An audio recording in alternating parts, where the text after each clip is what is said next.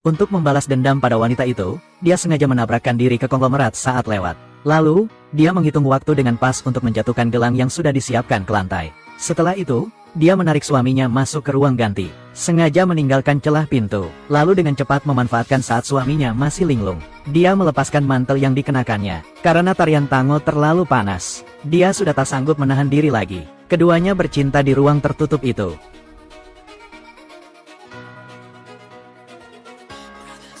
Namun, cerita ini baru saja dimulai. Saat itu, Yoon Geom sama sekali tidak menyangka akan berbalik arah. Dia memungut kalung itu. Saat tanpa sadar dia mendekati pintu yang setengah tertutup. Melalui celah pintu itu, tepat pada waktunya dia melihat pemandangan yang menghebohkan ini.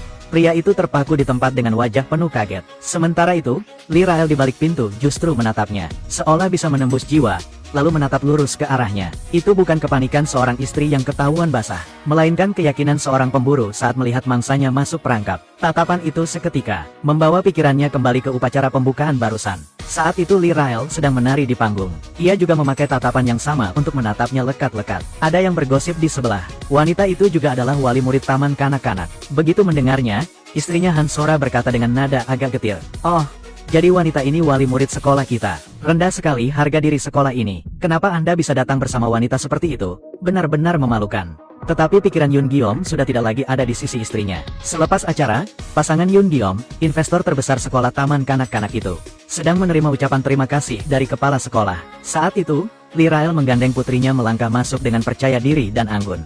Sekali lagi mencuri semua pandangan, terutama tatapan Yoon Geom. Putri Lee Rael bahkan berhasil masuk ke kelas royal paling elit. "Ini pertama kalinya saya melihat keluarga seperti ini bisa masuk ke kelas royal," katanya. Suaminya punya hubungan dengan kelompok keuangan. Cara dia disanjung semua orang membuat Han Sora yang sombong itu cemburu sampai hampir gila. Yang membuatnya lebih tidak tenang adalah suaminya malah semakin penasaran berat pada Lee Rael. Dan kemudian, adegan yang tadi pun benar-benar terjadi.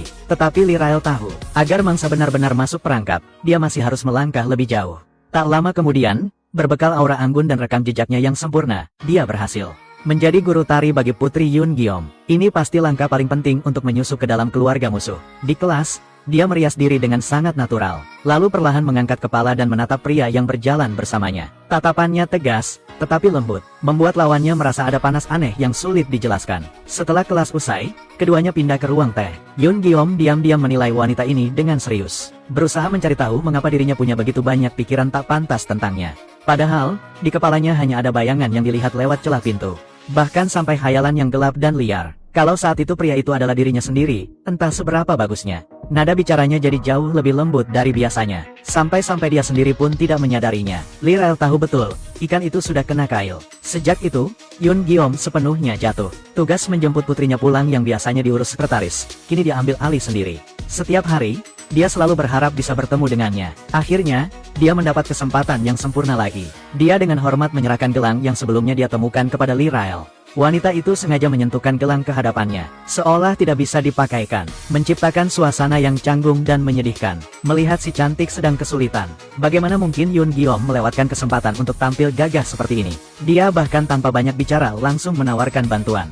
Bahkan sebelum Lee Rael sempat menjawab, dia sudah turun tangan.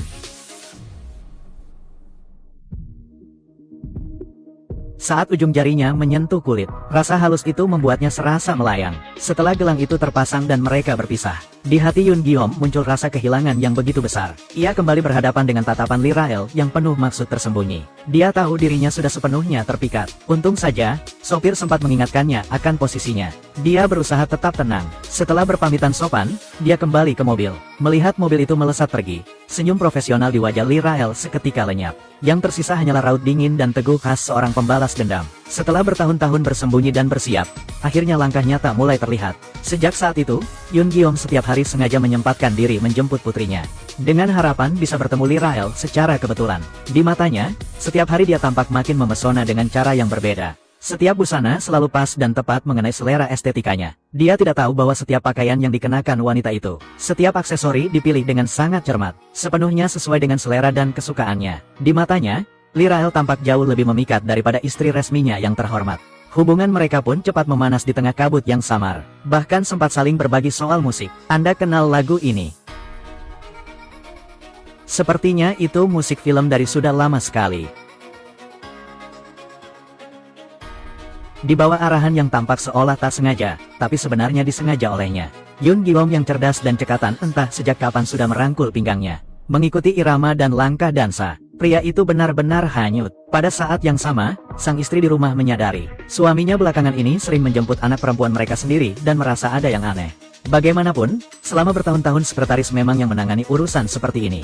Namun dia tahu betul sifat suaminya yang tertutup, jadi tidak berani banyak bertanya. Sedangkan Yun Giom setelah pulang ke rumah, langsung duluan memarahi istrinya habis-habisan.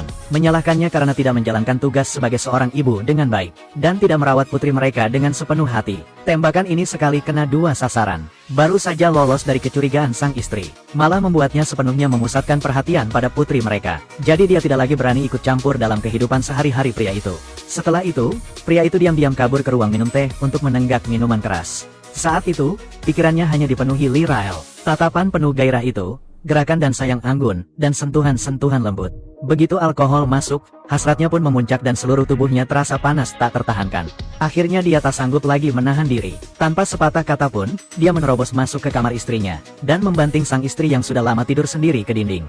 Han Sora tidak percaya, sudah menikah bertahun-tahun, ini pertama kalinya suaminya begitu bergairah. Dia mengira akhirnya suaminya berubah dan melihat sisi baik dalam dirinya.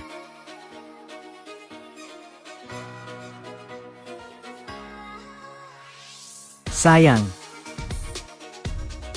aku senang sekali. Kamu tahu sudah berapa lama aku menunggumu. Namun saat itu, di kepala pria yang sedang terbakar hasrat, semuanya hanyalah bayangan Lee Rael. Sementara Lee Rael, sang pemain catur yang berdiri di luar papan balas dendam. Hanya dia yang tahu bahwa panggung utama baru saja dimulai. Tamat.